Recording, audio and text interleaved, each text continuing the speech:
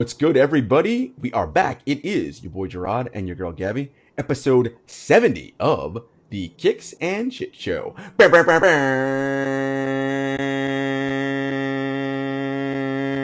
Wait, you did like a 5-2-5-2-5-2-5. Did you like that? That's seven. I know. I don't have 7 fingers on one hand, y'all.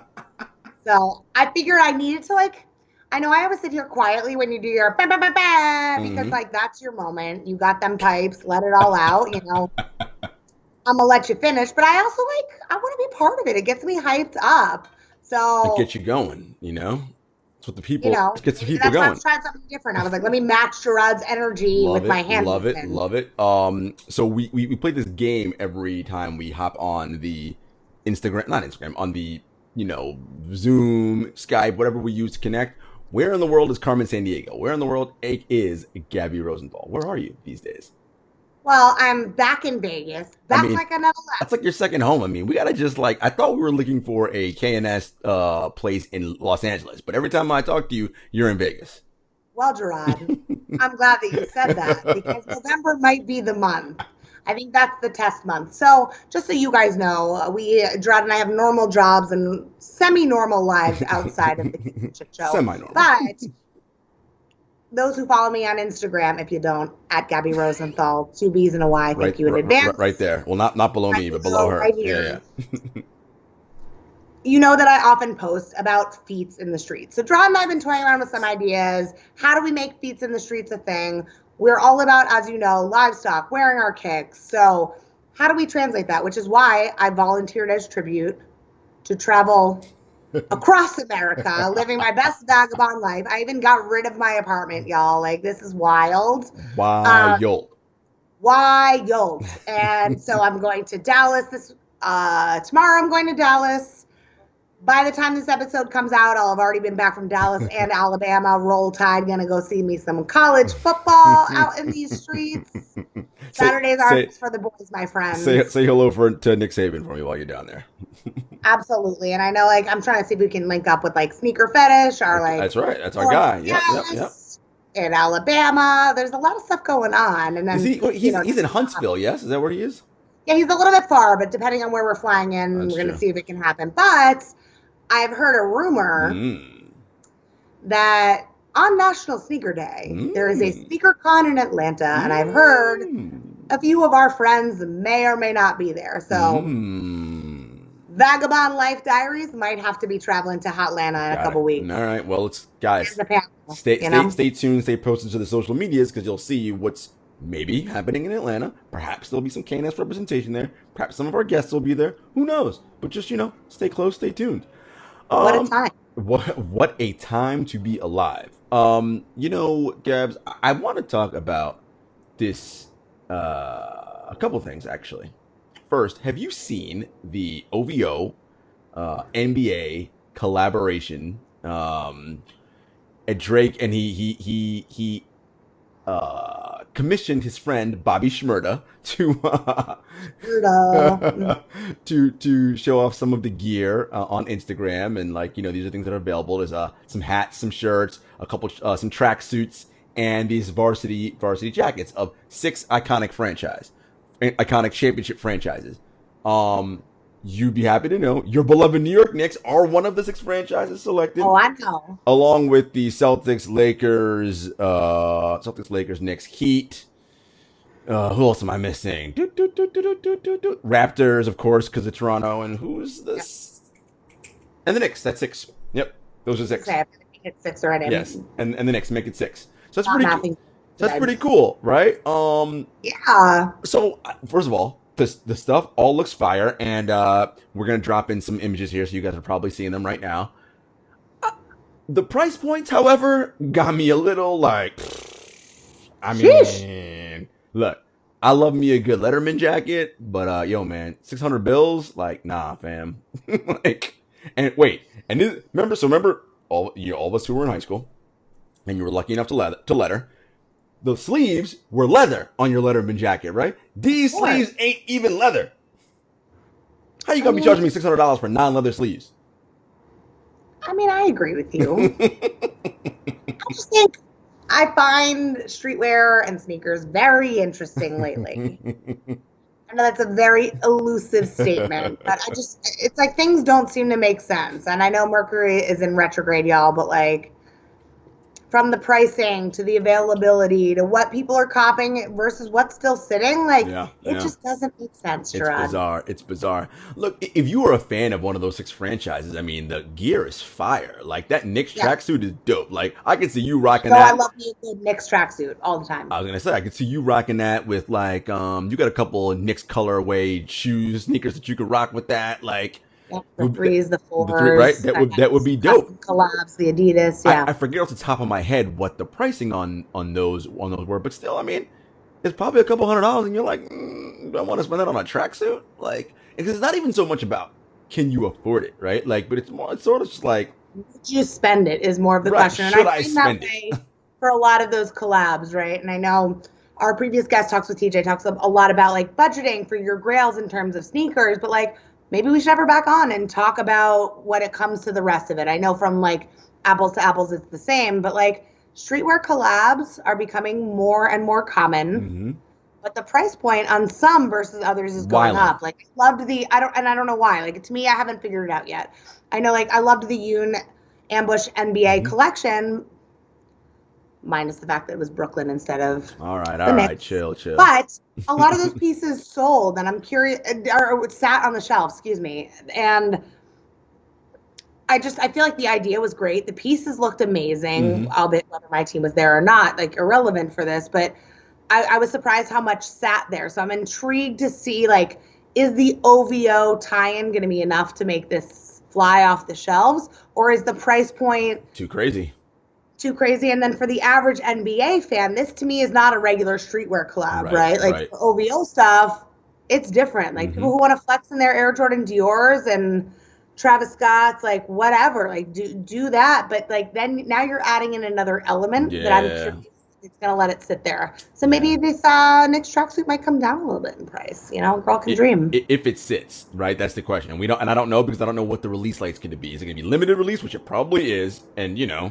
Probably, yeah. And I think anything with Drake and OVO attached to it is already going to have people who stand for Drake, or it's already going to have that crew like, whoosh, right? So it's just interesting to me, right? And again, this idea of price points, right? So like, you know, we like the Fear of God, the Essential hoodies; those are kind of cool. I think, and this is me. I'm not talking about anybody else. And it's not because I couldn't go more. I could. That $100 range on a hoodie is about the max. Like I'm not like right, like, and even that I'm kind of like. It depends though, right? Like I look at the Knicks Kith collab, and when I said this about basketball, like that was something that sold out right away within the hour. Like if I didn't have any cookies issues, I would have gotten half the collab. Like things were there long enough that you could feel like you could grab it if you got on at the right time, which I always appreciate that, but they sold really quickly. I mean, the Air Force Ones were gone in like a second, I mean, but always. But the rest of the collection was fire, and I think that was like a little bit over 100 in price point, and then the resale was like 180 and up, which to me that's where I start to be like, yeah, you're like. But I also love the Knicks, so for me that is something that I love. So I'm intrigued from a Knicks standpoint almost more than I am the Drake standpoint and OVO. Like certified lover girl over here is. I'm excited to see what happens. No, I think you're right. I think, and that's to me probably why I'm also like. First of all, as I said, the collab is fire. If I were still a fan of an NBA team, I would, but I'm not. So I'm like, I'm not. There's nothing. Right. I cover the league. I'm not going to be walking around with, you know, one of these things on. But if I were a fan, like I'd be like, ooh, and of course it fit. Talks with TJ, fit into my budget. And I wanted to get it. I would try to make a play because that stuff is fire, especially the tracksuit. Look, the Letterman jacket is dope as well. I don't want to say it's not. I'm just like, how come you ain't got leather sleeves though? Like that's all. I will say though, speaking of Letterman jackets. You know what I really like that's coming out that just dropped are the Donovan Mitchell, the Bel Air collab, the Adidas, with that inside of that Will Smith jacket print. Like, sheesh. Well, you know I love the Bel Air collection. I know. Anyway.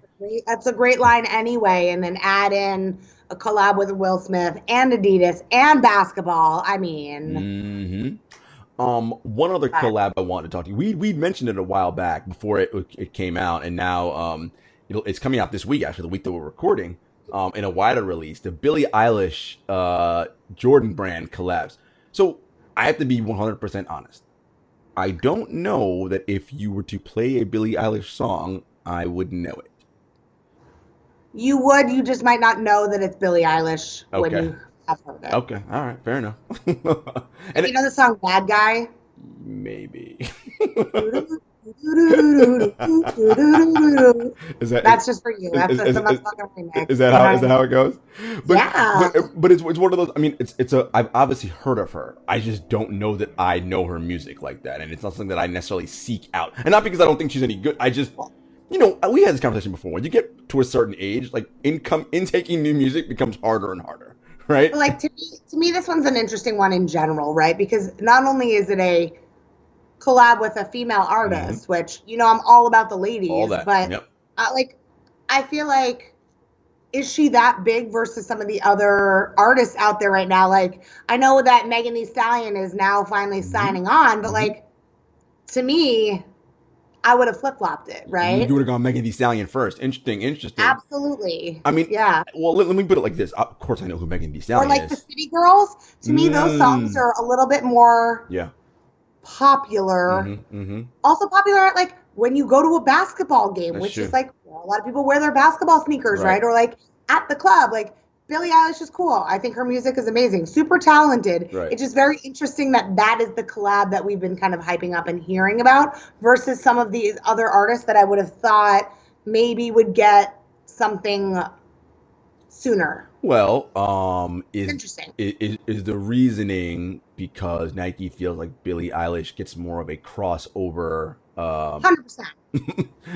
I'm like, I don't even know why I'm trying to talk like and be like politically correct. Do they feel like she'll get more white people to buy sneakers, right? Oh, like, I thought you were going to say more popular culture. But potentially, yeah, I do think so. I think she's trying to reach a different demographic than Nike typically reaches. But it's interesting that they went with Jordan for a lot of those styles, too. Like, to me, the Jordan 1, I think it's the Jordan 1, right? That's like a remix of the Gatorade ones. In that green, it's a little softer.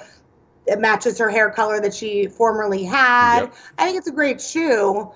It's just interesting seeing, like, to me, that's a microcosm for what sneaker culture is currently, right? I was just going to say, so it's the 1 and the Air Jordan 15, right? So it's two shoes. Well, the 15 to me is very interesting that was the other one. I think agree. that's where it's like, oh, we're trying to be edgy, but we know that other female partners have done it and it's done really well. I will say this, and a small sample size and anecdotal, but in my neighborhood in New York City, the young high school age girls who I would imagine are in the demographic of Billie Eilish, Jordan 1s are what they wear on their feet a lot, right? That's what I see them, not all the time, and it's anecdotal, small, but I'm like, I'm seeing lots of Jordan 1s out here. Okay, like, so it would make sense, right? That Jordan 1 is the way they went with this.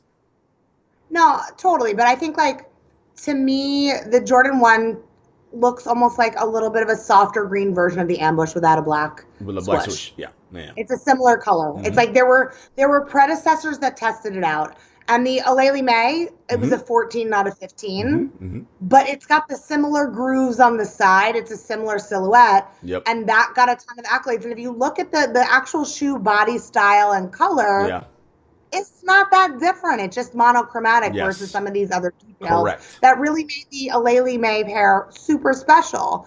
But I think, like, those were the tests, right? To see how this is going to kind of do. What's trendy. Like, the Jordan 1 is a bit safe. Of course. I mean, if you do a 1, it's probably going to sell out. That it's the AJKO style, right? That they're coming out with that in other colorways, which I also find fascinating. They're like, oh, well, we have to do this in a royal. We have to do this in like a Chicago style as well, because we know that that's what's going to get response. And I think that's the halo effect bringing to Billie as well. And vice versa. People who are coming being like, oh, Billie Eilish rocks these. Let me get something that's like the same pair in a different color maybe, and not really knowing what they are. So I think I know we talk about this all the time. The resale market is out of control right now. Out of control. If there is a sneaker with a draw attached to it, it doesn't matter how hyped the sneaker is or how not hyped the sneaker is, it will sell out on Sneakers app immediately. So I'm very curious how this one's going to be. And I almost think that, and I know StockX does this really well, but I also think like it's going to be the resale price that it's coming in at that's going to really dictate the success of this partnership, not the sell through immediately, unless it sits on the shelves. Agreed. 100% correct on that. Yeah, I wanted to bring that up because I thought it was interesting, and I thought Billie Eilish is just an interesting person to collab, to your point that you made earlier about, I would think you go City Girl, do you go Megan, right? Like, I mean, that would just kind of... Dua Lipa. I was going to say Dua Lipa, like, for sure. Doja Cat. Yeah. Huge right now after hosting the VMAs just now. Right. Yeah, so I did think that was interesting. But, what can I say? There's always something to say, Jarod. Moving on, I know you were talking pre-show about grails and, people's grails. And I think it's very important that, you make this point and we can make it here largely, like, your grails don't necessarily have to be this, like, exclusive, like, oh, it's a Travis Scott, it doesn't have to be that. Like, you know what our boy Waz said? If the only sneakers in your closets are collabs, then you're not really about sneakers like that, right? You're just chasing that. You're chasing the hype train, right? So shit, your grails could be in OG Reebok pumps, like, you know what I mean? Like, whatever. Fire. And they are fire. Whatever you like and what you rock. So anyway, but I know you want to chat about some grails. Yeah, so I mean, you guys know I have been lusting aggressively after the Wave Runners, and your girl finally decided to buy them. I think we talked about that the other week. We did. They are sitting back in Hoboken, New Jersey, waiting for me, which I cannot wait to put them on my feet. They might never come off in the my street. feet. Mm-hmm. Oh, that's gonna be the only feet in the streets for a long time because we wear our kicks here. But I think to that point, right? Like, people are like, really? Those are your grails? And I'm like, yeah, really. Like, don't give a fuck what you think because that's what I like. Exactly. And it's all about liking what you like, right? And so recently, I think eBay lately for me, from a resale perspective in general, has had a ton of like hidden gems. I don't always hit on eBay. I look at everything. I love our partners at Another Lane. They always have great, if I want something that's a little bit more rare, hard to find, that's where I go first. If I want to know like kind of how things are trending, I'll look at the StockX and like the ebbs and flows, right? But like for the Wave Runners, for example, they were coming in at $550 resale everywhere. And for me, they were on eBay for like under $450. That's a no-brainer with authenticity guarantee. Like, how can you deny that? And they said they were shipped by October 7th. They got here last Friday, like so fast. I think it's also because one of the authenticators is in Astoria, Queens, right in our backyard, on Manhattan's other side. But I think there's something that's really interesting, right? So I found a pair of the Social Status Dunk mids. Amazing collaboration, beautiful storytelling. I know our girl TJ, who we've been talking a lot this episode about, she just copped a pair and has recently been posting about them. And like every time I look at them, I notice new details, right? And so I bought a pair for someone I know who's been like wanting them for a while. And we had a very interesting conversation about them because they were surprised. And he was like, I can never let these touch the ground. I was like, please put your feet in them so I know that they're the right size. Right. I was like, I think they're the right size, but can we just like at least try them on? But every detail and like the resale on those isn't crazy. I think people are really sleeping on that pair, for example. But like I might have to go and get myself a pair. They're fire. But every detail about those, perfection. The fabrics, the textures. But I say that to the point where like resale isn't crazy right now, which means they might not be everybody's grails, but that's okay. And the fact that they're his and he's like, I want to keep them forever in this box and never have them touch the ground. I think that that's something that's important to talk about, right? Because I think sneaker culture has really evolved in the sense where we're not so fixated on the Jordan 1s, at least not people who are really a part of it and really into sneakers. To your point, like when Big Waz said, any sneakerhead can go into a sneaker store and buy something and find multiple things that they like, whether they're a collab or not. And I think that translates to grails as well, right? Like most people would be like, oh, your Wave Runners are your grails? I'm like, you're like, they're one of them, right? I was going to say, you have multiple. The Chicago off-white ones. And like, I like the blue Travis Scott highs. I don't really rock with the lows. They're not really my bag. They're cool. But like, those ones I like because, I'm trying to build my collection of royal blue sneakers. It's my favorite color. I like the ingenuity there. But just because like that cost me like a couple stacks doesn't mean that you're grail. Look at you, a couple stacks. I love it. Stacks on stacks, Jay. you got it like that? I ain't know. No, Yeah, look. don't be fooled by the rocks that I got, you know? I was waiting. I was like, I feel like I just set her up for this like softball. Like, Absolutely. no, I agree with you. There are a few pairs that I would consider grails for me as well. One of the pairs that I really, really want. I mean, everyone knows I love the off-white UNC ones. Of course, that's easy. But I also love the Jordan 3 UNC PEs. Not the ones that are necessarily came out that are in the Carolina blue. The ones with the actual UNC Tar Heel logo on the tongue, and the ones that that only got to the Carolina guys that PJ Tucker somehow managed to get literally that same day. Well, PJ Tucker is a sneaker sorcerer. Well, I know. So those are all. I'm like, oh, and it's not. I mean, I have no affiliation to Chapel Hill, but I just love that shoe. I'm like, damn, that thing is fire. Like, But that's okay though, Jay. Like, you don't need to explain. You don't need to have some deep story of like the fabrics were made from my hometown and like. And I went to Chapel Hill. The hair of my first girlfriend from high school into the laces. Like, it doesn't need to be that deep. Like, I like the Wave Runners because they're fire. They're like just weird enough and just cool enough, and something about it stays on my mind. They are the one that got away. So I feel like in sneaker culture, often we find that we need to kind of like compensate and rationalize. Even when I was talking about the social status, I felt the need to be like, oh, the textures, look, it's the colors, Duke, the colors, But it doesn't matter if I like the colors or not. Like, it's still fire. If you think it's fire.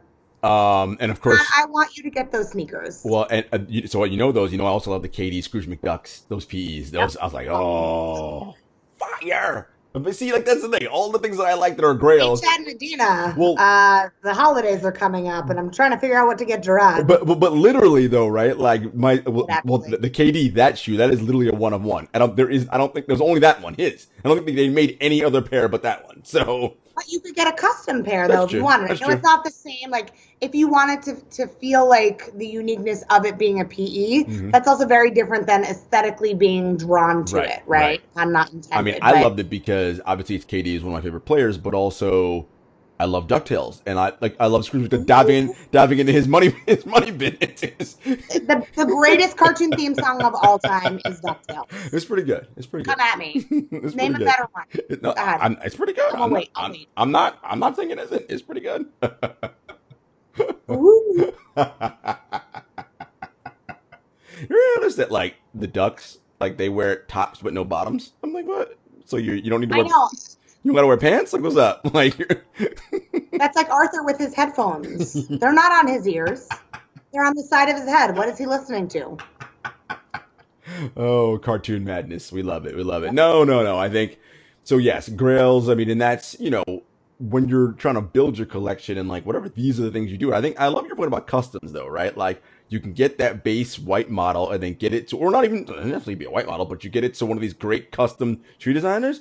You got to spend some coin to get it the way you want it, but not always though. You would be surprised. Like, I love the Comme des Garçons Chucks, but I'm not a Chuck girl. I need a little bit more support in my sneakers. So I found a custom artist who's actually based in the UK who does Stan Smiths with. I know. I'm going to offline. I'll put a link in the chat. I love a good Stan Smith. I feel like this could be like our Feats in the Streets matching kicks. The black back where the green usually is with the red heart to me is like fire. And it's not that much more. I'll send you these. Don't worry. I love a good Stan Smith. I think custom is something that a lot of people don't talk about. But like a lot of our favorite NBA players get custom kits. I mean, My Cause, My Cleats, the NFL initiative is literally based around custom cleats. So you're right. I think like let's champion that. Jarod, we're going to find a way to get you those Scrooge McDucks in some form or shape or another. You know what I'm thinking too, now that you're mentioning customs, like getting a pair of like Yeezys, but like, those, they're off white. They're not quite white, but like they're just basically like the triple whites. Yep. And then just take them to a custom designer and like really do something on them, So I actually bought those for that reason. And then they collected a lot of dust in my closet. I was going to go like some kind of like Gucci snake vibe, but the knit is they would have been fire, but the knit is too white. So if they were in actually black and I did the snake on top of that, would be more my vibe. Okay. I ended up selling them. They sat there. They also were a half size too big for me. So that's actually probably what I should have led with here. But I think like a lot of sneakers that are canvas are really, really cool, the things that you can do. But to your point, it doesn't have to be that way. And I think artists are so talented these days that it doesn't matter as much as it used to in the color of the silhouette, depending on what you're trying to get done. And that's a way for you to show off like what's important to you, right? Like you got the snake, the print, whatever. Like if you're in the Gucci, whatever. I mean, it doesn't have to be a brand. It could be, I don't People know. can wrap things. They can put that on. There's a quote that you like or whatever. Or I mean, these artists are super talented. Like you give them the inspiration, and then they take your vision and bring it to life. So that's something we got to get a custom artist on here and really talk to them about like that whole process and what that's about. And I think that'd be great. And people really enjoy that. I think that would be dope. And I also, of course, have to think that we need some KNS feats in the streets to have actually our feats in the streets. Matching sneakers, Jarod. I mean, we could, what if we got KNS sneakers? Like, that's what I mean. That's what I'm saying. All right. Well, we'll put a pin in that one. I like where your head's at. I think we'll have to offline about this. Stay tuned, y'all, for that. But I do have one thing that I want to talk about. Yes. In addition to all these amazing sneakers that are coming out, one thing that I've noticed that we've talked about on this episode, and not from a music standpoint, but we talked about OVO, obviously, the great poet Aubrey Graham, Drake, and Kanye Yeezys. Mm-hmm. Now that the albums have had a little time to settle and breathe, are your perspectives still the same on Certified Lover Boy versus Donda? Yes. They have not changed. Oh, well, great job. Good job, Rod. They haven't changed. It's so interesting to me. So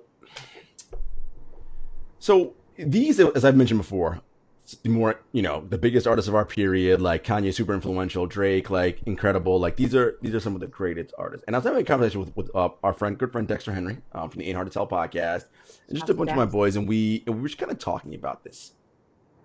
Drake has some of the biggest songs in the history of rap music, right? Like pop rap is Drake. Like that is him. Right, I mean the anthems, and them all, right? Like from "Take Care," from if you're reading this, it's too late. Like all that.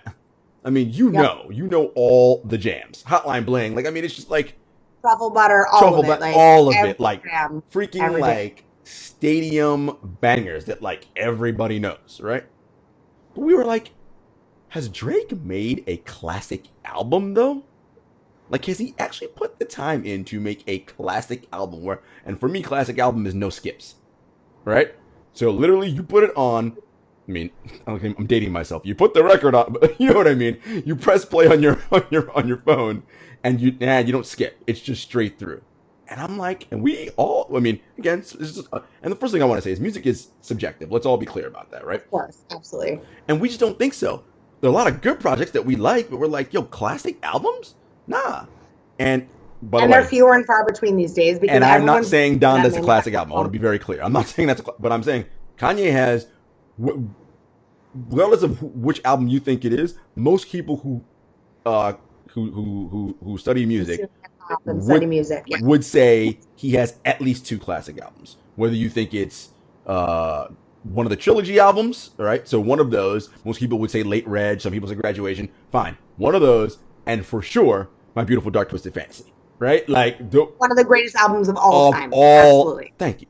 Time. Thank you for agreeing with me on that. I feel like I have such trouble getting some people to understand that.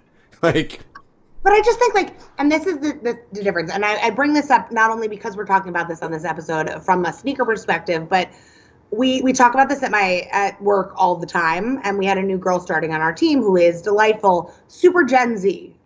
So I love chatting with different people of different echelons and demographics and age groups and whatnot to see. And I asked the same question, like Donda or Certified Lover Boy. And I think there's an artistry about Kanye. Mm-hmm. Whether you agree with it or not, right. I think there's always an appreciation of the art. Mm-hmm. Is every album a classic album to your point? No, of course not. No. But but there's a reason that people were intrigued. Kanye takes you on that journey. He's a performance artist. Kim showing up to the Met Gala after in the same like black on black suit. Like, you know what I mean? Wild. It is a performance that continues beyond the moment. Yes. And I think like the Drake album's great. Yeah, but it's got hits. Drake, this album says, I've figured out the algorithm. TikTok might have sent me some money. If I put in lyrics from one of my past albums, one of the bangers, you might not notice much of the difference. That's my thing. And I think both are really interesting for that Yes, reason. correct. And I don't think one is better than No, the other. yeah, It's yeah, just different for that reason. yeah, I think and that's what makes Drake's album so brilliant, is yeah. that he's figured it out. And now that we're in a time of streaming when you're Right, not going to like Sam Goody to buy CDs, right, you can have 8 of the top 10 songs right, be Drake. right. And Like I think you you're hit the not releasing the single at the same you time. hit the nail on the head with that. Drake is also he is the internet rapper, right? Like Yep. it's just his the dawn and peak of his career timed perfectly with social and memes and everything. It's just like it's just everything just worked perfectly in a stew to make that perfect bouillabaisse, right? And Oh, I Kanye love is, a book. is on the fringe. Oh, good bouillabaisse, delicious. Kanye is on the fringes of that, right? Like those first albums came out, not we weren't quite ready for that social media heavy meme, like Yep. not really quite ready for that, right? Like, but he is constantly pushing the boundaries with performance art, as you mentioned, right? And I think it's sort of like a young versus old thing, right? You know, our good friend Waz, who let us not be mistaken, is a Drake stan, right? I mean, he is an OVO homie, probably gets paid by OVO, right? Like I saw him tweet the other day, like homie had to light himself on fire to make us care about his album, like talking about Kanye, right? Whereas knowing Yeah. that like Drake is gonna watch him, and people often using like streaming numbers to be like, this is why he's so much better, and I'm like, that Yep. is not an accurate representation of is this better than this or what have you, right? Like Right. it's understanding the mechanisms by which popularity is gauged and being like, I got this. This is gonna work, right? Yep. Like, Yep. Drake can put a heart in his part while he's recording, and that's it. right, Yep. exactly. And it's just, and again, youth culture drives social media culture, right? So, and people who probably still like, oh, think Kanye stuff's pretty good, are probably a little bit aged out of that demographic who drive social media culture, right? Like, that's just the reality of it. So Yep. anyway, but that's my again not a bad album, but I think first of all, neither of these albums are like to me super duper excellent 10 out of 10. They're not classics, right? But they're good songs on Certified Lover Boy that I like. Like overall as a project though, it's fine for me. As far as Donda, I like it better than Certified Lover Boy. Is it one of Kanye's best? No, but they're those both fine projects to me. You know, they're fine. Yep. And that's all she wrote. And that, folks, is another episode of the Kicks and Shit Show. Thanks as always for tuning in. We are part of the Count the Things family on the Bomb Podcast feed. By the way, folks, starting in October, so actually the date of this podcast, we will be now out on Tuesdays in October. No longer going to be out on Saturdays, Tuesdays. Remix. And of course, if you already subscribe to the Bomb feed, that's not going to matter because you're going to get it anyway. You're just going to realize, wait a minute, why is KNS coming on Tuesdays now? Tuesday is the day. So make sure you're telling all your friends, subscribe to the Bomb podcast feed. We are, of course, there with the original Bomb show, Woke Bros, Growing Up the Same, Rap Names. We are there with everybody. And as always, you know where to find us. We are at Kicks and Shit Show on all social media platforms. Until next time, peace.